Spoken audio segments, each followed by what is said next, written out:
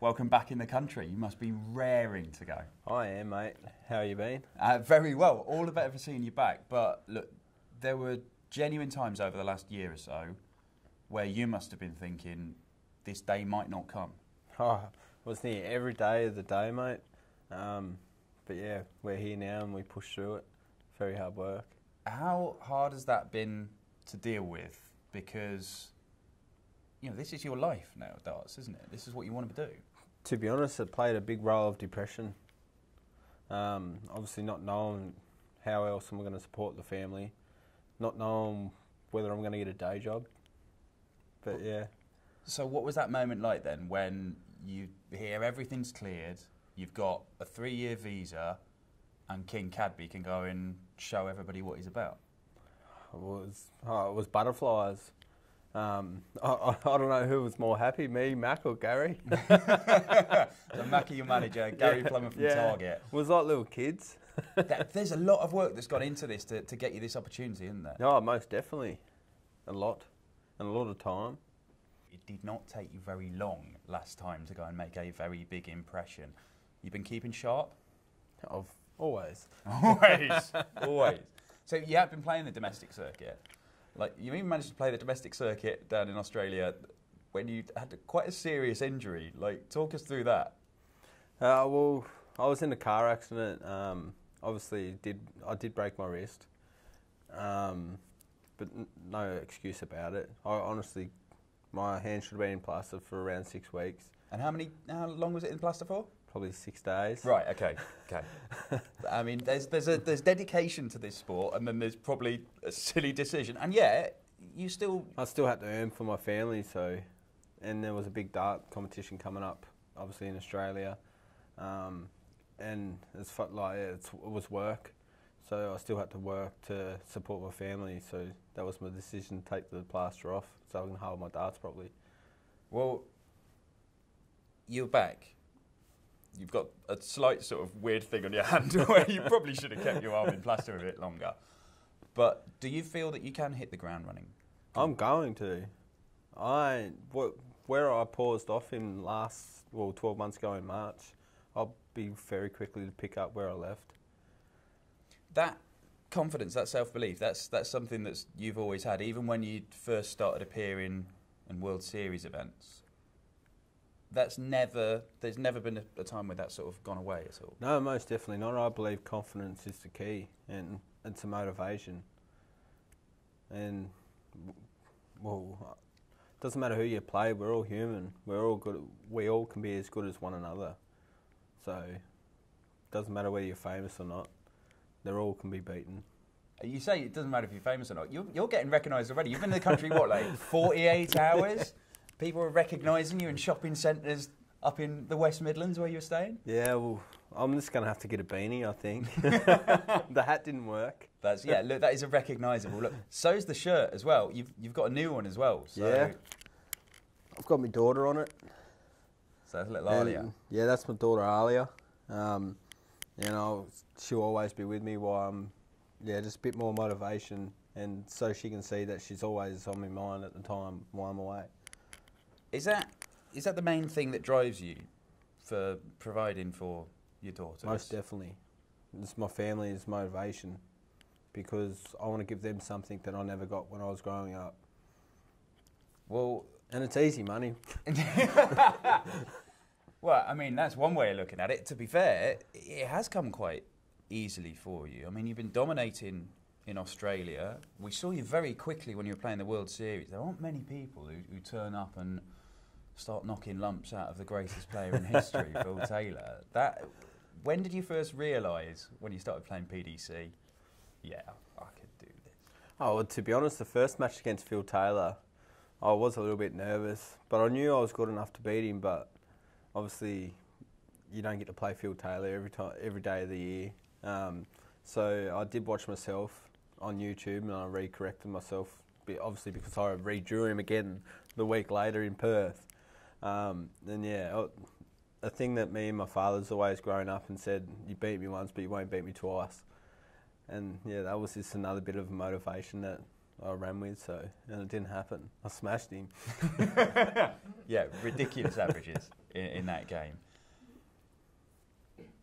Having done that, winning the World Youth title, winning your first ranking title at your 5th event, you managed to go and win. Like that says that most people can't do that. That means you said earlier on. Oh well, everybody's human. We can all beat each other, but most people can't do what you can do. Well, there's still people in that room that's been playing for years that still haven't managed to obviously get a win on the floor. But you just got to believe and know what your capabilities is. Have you changed since you started playing? Since that first time we saw you on the World Series, have you changed as a person, as a darts player? What do you think you're in an even better, stronger position now to go and realise your potential? Yeah, most definitely. Because I know I'm here for a good time, not a long time. But no, obviously, well, people say me arrogance, me cockiness, giving it large. That has settled down a little bit, but I think 2019, I think it's due to come back. That could worry a few players, because it is harder than ever playing top-level darts. We're seeing players come back into form. We're seeing players become top players. You know, you only have to look at the new winners we've got on the tour, new faces who are kind of new in the year you've been away. It's not easy to go and force your way to the top. Oh, most definitely not. In the last 12 months, I've actually been keeping a good look on, obviously, who's winning and who's not winning. But I must say, the 9 darters that is coming every day of the week, the standard is beyond a joke these days. But it's good for darts, and the better standard it is, the better you play. And you've got a team around you, obviously. Target, they're making your shirt, make your darts. You've got your management team, and you've got friends within darts. So you feel that this is something you just walk in and feel comfortable, feel at ease? I think I'm in the best team that I could possibly be in. Target Darts, obviously the people that are in sponsored by Target, the people that we have in team management, we're all one big family, and that's what I need around me. So what is the target for you? I mean, I know that first things first, you just want to walk in to one of those venues. Barnsley Metrodome's the first one, Cathedral of Darts. You just want to walk in and you want to be getting on the board and playing. But what do you think you can do this year? What are you hoping to achieve? I want 32, top 32, no doubt about it. Top 32 by the end of the year. And that's the minimum. The minimum. So you're going to have to do some pretty special stuff to achieve that. I ain't here to muck around. Okay. So we saw you at the UK Open.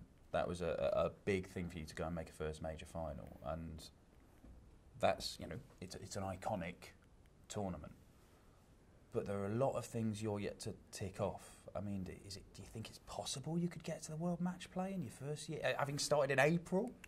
Yeah, well, nothing's impossible.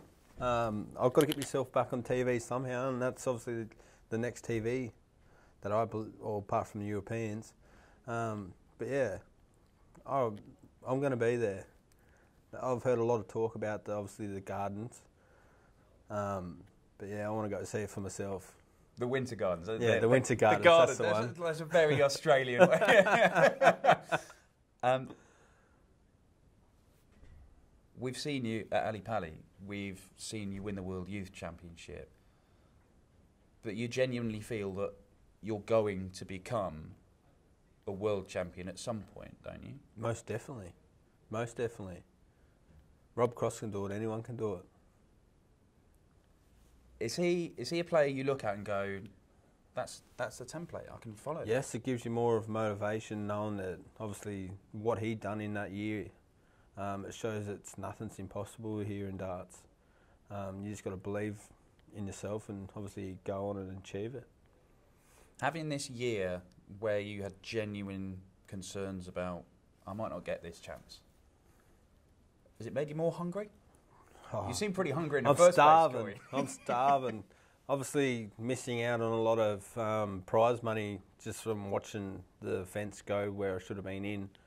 With the 12 months obviously not being over here, the struggles that you go through, it most definitely has made me more hungry than ever. That's what's made me the actually motivation to actually give it a full crack over here. Well, look, you've got at least 3 years. Top 32 by the end of the year is the target. Where do we go from there, Corey? Premier League, bring it on. That's one of the main targets. Yeah. Premier League, week in, week out. Because you think if you're going that's what I'm here for. Yeah, you're going up against Cross and Van Gogh in each week. That's what you want. Yeah. More to the point, they'll be coming up against me. I love that. I love that attitude. Look, Corey, welcome back. Fantastic to speak to you, and I cannot wait to see what you're going to do.